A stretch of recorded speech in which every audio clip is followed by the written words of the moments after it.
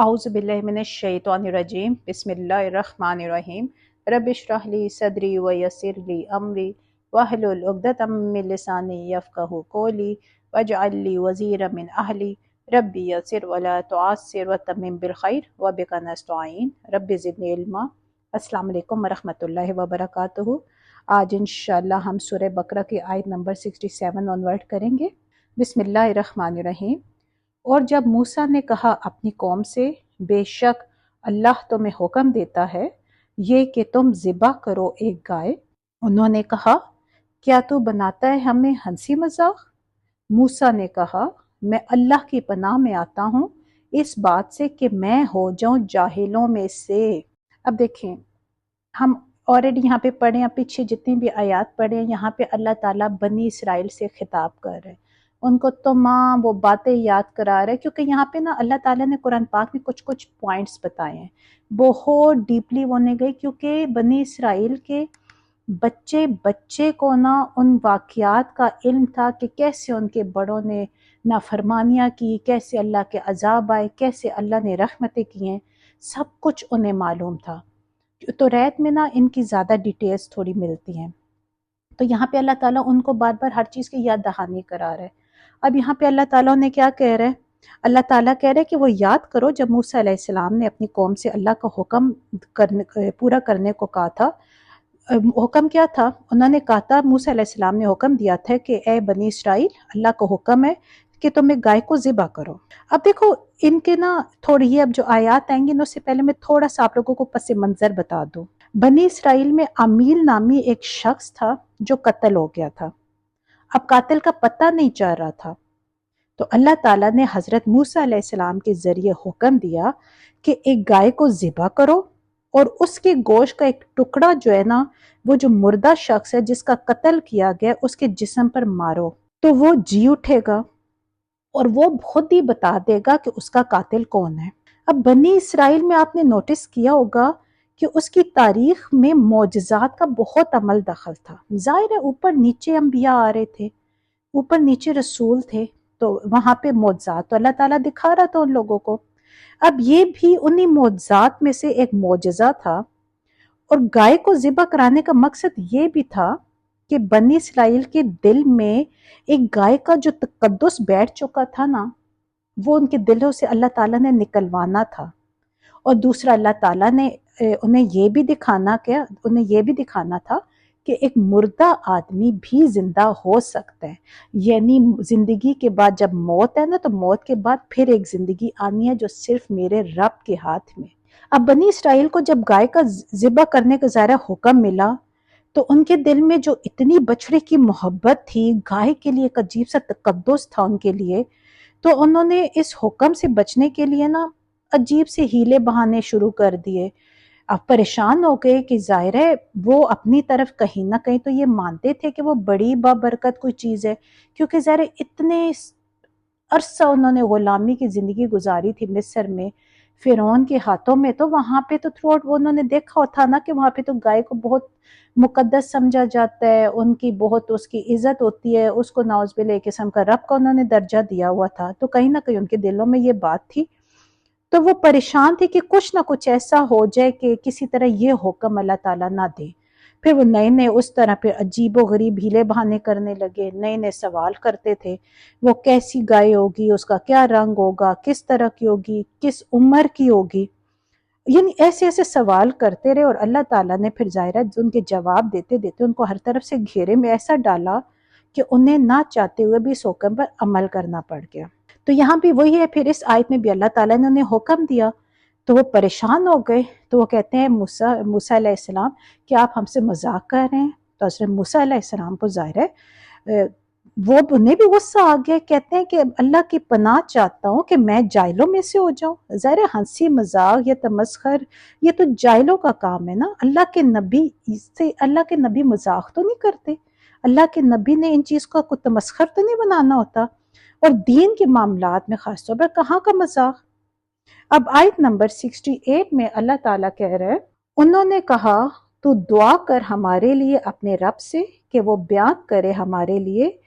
कैसी है वो गाय। मूसा ने कहा बिलाशुबा वो اللہ فرماتا ہے بے شک وہ ایک گائے نہ بوڑھی اور نہ نئی جوان اوسط عمر کی ہے، اس کے درمیان چنانچہ تم کرو وہ جو تم حکم دیے جاتے ہو۔ اب دیکھیں یہاں پہ کیا میرا اللہ میں بتا رہا ہے۔ اب جب اللہ تعالیٰ نے انہیں حکم دیا نا کہ تم لوگ ایک گائے کو ذبح کرو، پریشان تو وہ ہو گئے کہ یہ ہمیں کیا حکم مل گیا، یہ ہم کس طرح کر سکتے ہیں۔ پھر انہوں نے کیا کہا، اپنی تھوڑی سی ہیلے بہانے نا کہ کسی طرح یہ بات لٹکتی رہے،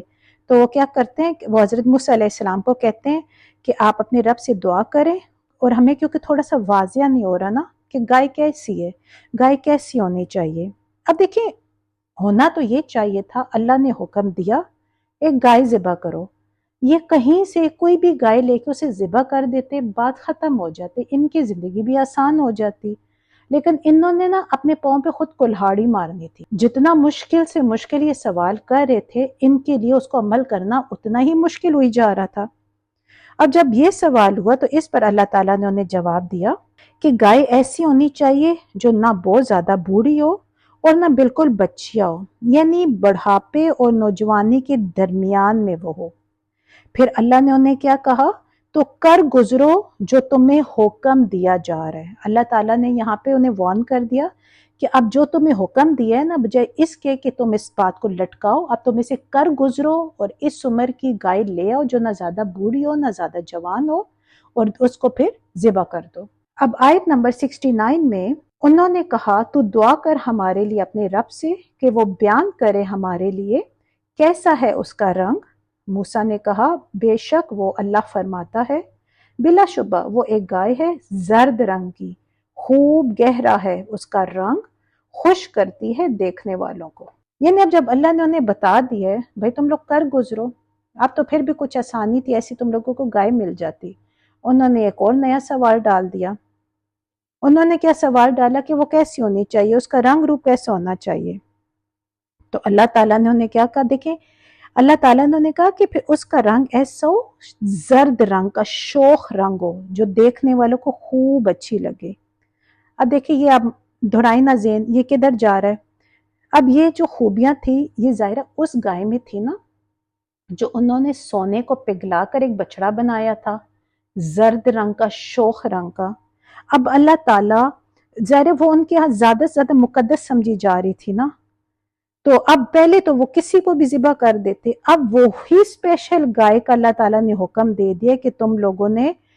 اسی شوخ رنگ کی گائے کو ذبح کرنا ہے۔ اب ظاہر ہے وہ اور اپنے سوالوں میں نا وہ خود ہی پھنستے چلے جا رہے تھے۔ اب آیت نمبر 70 میں اللہ تعالیٰ فرما رہا ہے، انہوں نے کہا تو دعا کر ہمارے لیے اپنے رب سے کہ وہ بیان کرے ہمارے لیے کس قسم کی ہے وہ گائے، بے شک گائے مشتبہ ہو گئی ہیں ہم پر، اور یقیناً ہم اگر اللہ نے چاہ تو ضرور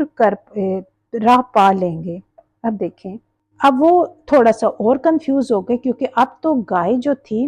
ان کا پورا حلیہ اس کی نظر میں ان کے آ گیا تھا کہ یہ تو بہت مقدس گائے جو انہوں نے بچڑا بنایا تھا، یہ تو بالکل اس طرح کی گائے ہوگی۔ اب وہ کہتے ہیں کہ ہم تو تھوڑے شک میں پڑ گئے کہ ہمیں کوئی بات کلیئر نہیں ہو رہی کہ کس قسم کی گائے ہو، پریشان ہو گئے۔ اچھا انہوں نے نا انجانے میں ایک بات بہت اچھی کر دی، انہوں نے کہا کہ اچھا یہ تھوڑے سے ہم ابھی بھی ڈاؤٹ میں، ہمیں کلیئر نہیں ہو رہا نا، ہمیں تھوڑا سا کلیئر کریں کہ گائے کس قسم کی ہو، ان تھوڑی سی زیادہ ڈیٹیل بتا دیں، تو پھر انشاءاللہ اللہ نے چاہا تو ہم ضرور کر لیں گے۔ اب دیکھیں انہوں نے انشاءاللہ کر دیا نا انجانے میں، اب تو ان سے اللہ تعالیٰ نے یہ کام کروانا ہی کروانا تھا۔ اگر وہ یہ انشاءاللہ نہ کہتے نا، ان پر ایسا عذاب ہوتا کہ پوری ظاہر وہ زندگی ان کی لگ جاتی نا، ایسی گائے وہ کہاں ڈھونڈ سکتے تھے۔ اس زمانے میں دیکھیں، اس زمانے میں بھی دیکھیں آبادی کہاں سے کہاں پہنچ گئی، کتنی نسلوں کے وہ قسمیں ہیں، اب بھی نہیں مل سکتی تھے تو اس زمانے میں کہاں سے ملتی۔ اب آیت نمبر 71 میں موسیٰ نے کہا، بے شک وہ اللہ فرماتا ہے بلا شبہ وہ ایک گائے ہے، نہیں ہے محنت کرنے والی کہ بذریعہ حل پھاڑتی ہو زمین کو، اور نہیں سیراب کرتی کھیتی کو، صحیح سالم ہے، نہیں کوئی داغ تھبا اس میں۔ انہوں نے کہا، اب تو لایا ہے حق، پھر انہوں نے ذبح کیا اسے، اور نہ وہ قریب تھے کہ ذبح کرتے۔ اب جب انہوں نے یہ کہا نا کہ ہم تھوڑے سے شک میں، ہم ایک بات کلیئر نہیں ہو رہی، پھر اللہ تعالیٰ نے انہیں کہا، پھر حضرت موسیٰ علیہ السلام نے پھر اللہ تعالیٰ سے پھر پوچھا، پھر اللہ تعالیٰ نے انہیں جواب دیا کہ انہیں کہو کہ وہ جو گائے ہوگی نا وہ ایسی ہو کہ اس سے زیادہ محنت مشقت نہ کی گئی ہو، یعنی اس نے مشقت زندگی میں کبھی نہ کی ہو، بڑی لاڈلی سی وہ گائے ہو، اس نے کبھی زندگی میں ہل نہ چلایا ہو، کبھی وہ کھیتی کو پانی دینے کے لیے بھی استعمال نہ ہوئی ہو، ایون اس کا جو رنگ ہے نا ایک ہی قسم کا ہونا چاہیے، کوئی دوسرے رنگ کا داغ دھبا اس میں نہیں ہونا چاہیے۔ پھر وہ کیا کہتے ہیں، اب آپ ٹھیک لائے نا بات، یعنی اب پوری طرح بات ہم پر واضح ہو گئی۔ ظاہر اب اس کے بعد تو کوئی آپشن ہی نہیں رہا، وہ اور کیا سوال کرتے، جو وہ سوال کر رہے تھے ان کا جواب اللہ تعالیٰ دے رہا تھا، ایون مشکل سے مشکل گہراؤ میں تھے۔ اب پھر یہ اسرائیلی روایتوں میں اور توریت سے پتہ چلتا ہے کہ وہ اتنی انہیں تکلیف ہوئی، وہ گائے ڈھونڈتے وقت اتنی محنت مشقت کرنا پڑی، انہیں گائے نہیں ملتی تھی، لیکن چونکہ انہوں نے انشاءاللہ کہا تھا نا تو پھر اللہ تعالیٰ نے اپنے نام کا مان تو رکھنا تھا۔ پھر ایک کوئی بڑھیا تھی،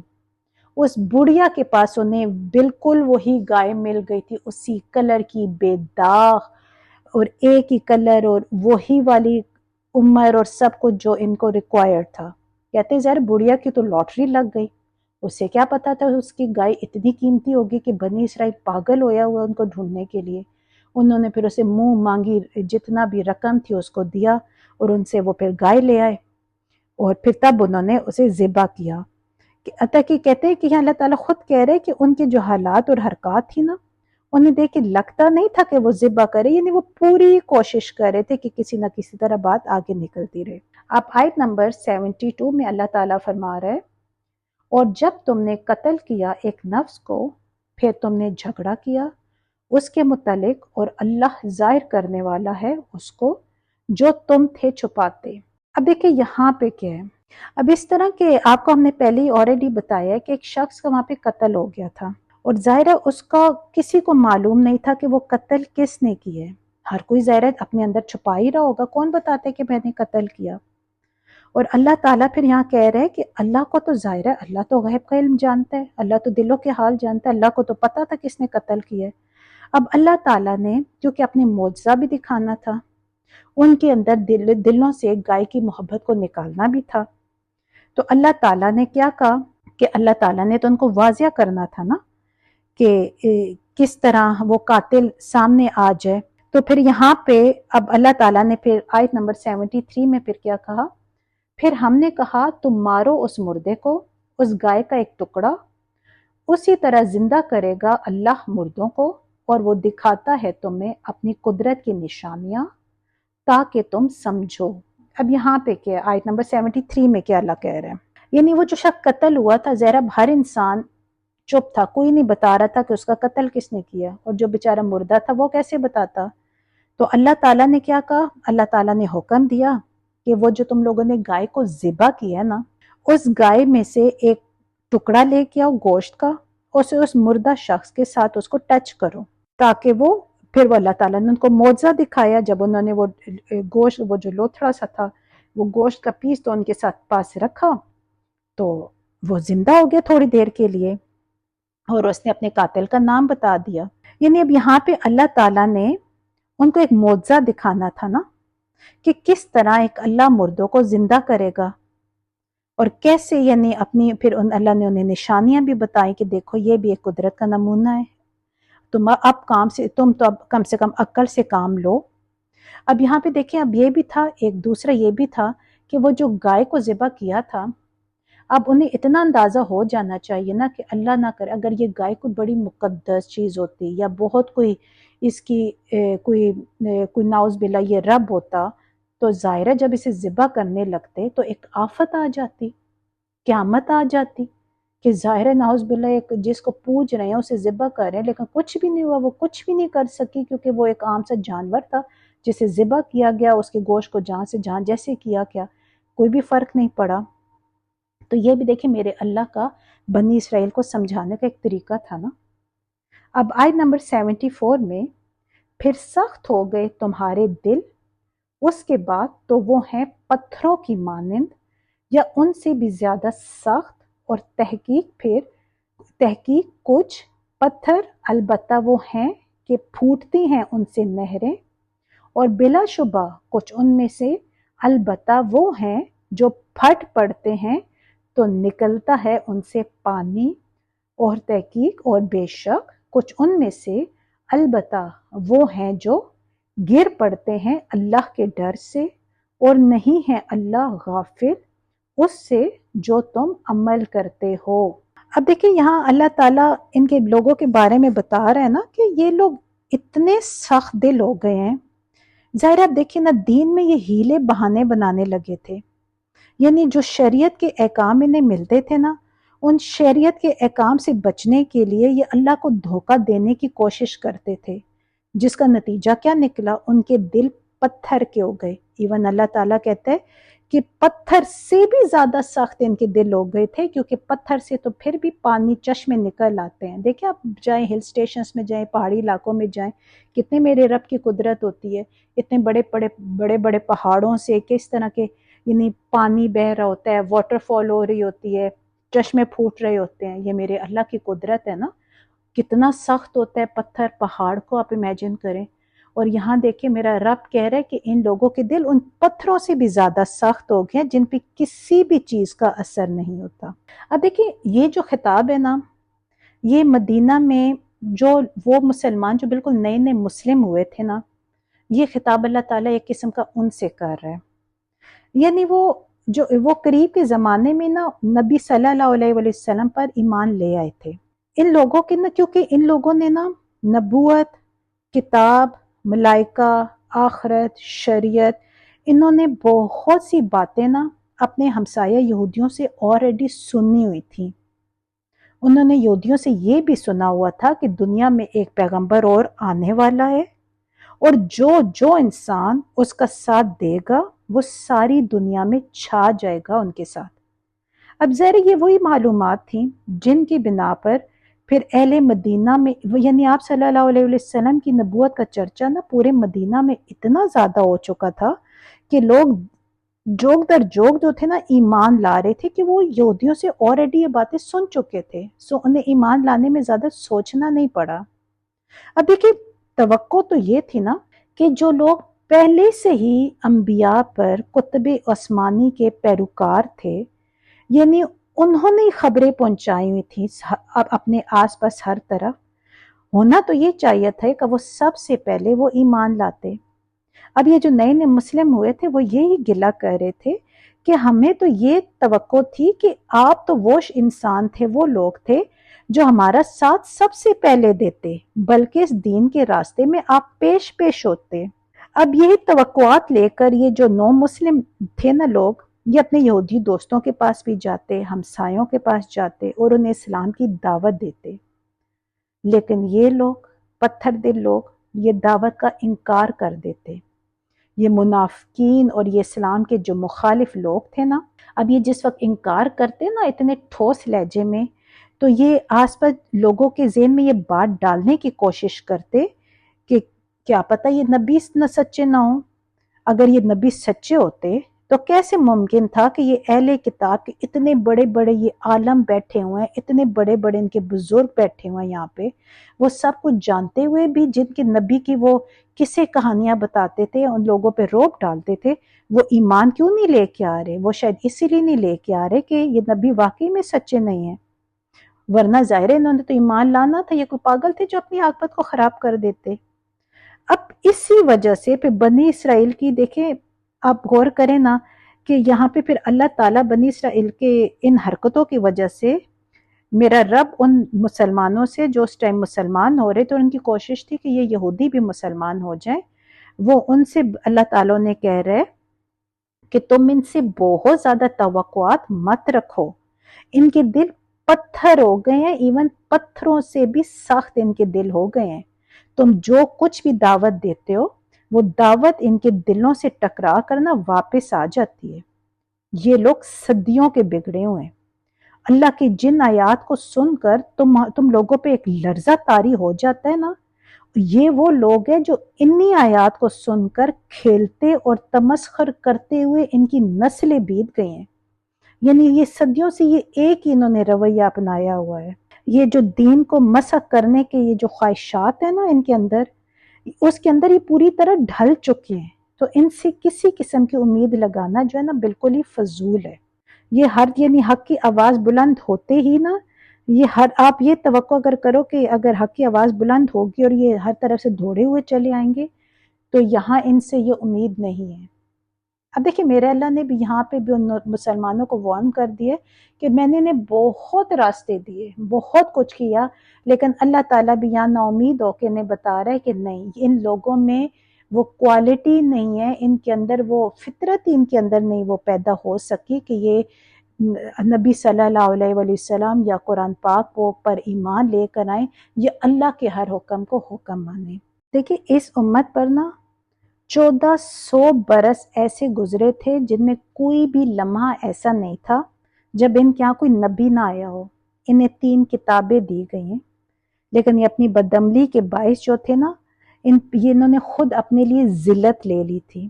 ان کے کام یہ تھے کہ عقیدوں میں یہ ملاوٹ کرتے تھے، اللہ اور اللہ کے جو رسول کے جتنے بھی احکام ہوتے تھے ان کے اندر سے ہیلے بہانے کرنا، یعنی مین میخ نکال کر اپنے آپ کو بچانے کے راستے نکالنا، ان لوگوں کا نا ایک یہ وتیرہ بنا ہوا تھا۔ اللہ تعالیٰ مجھے اور آپ کو اس انجام بد سے بچائے، آمین۔ السلام علیکم ورحمۃ اللہ وبرکاتہ۔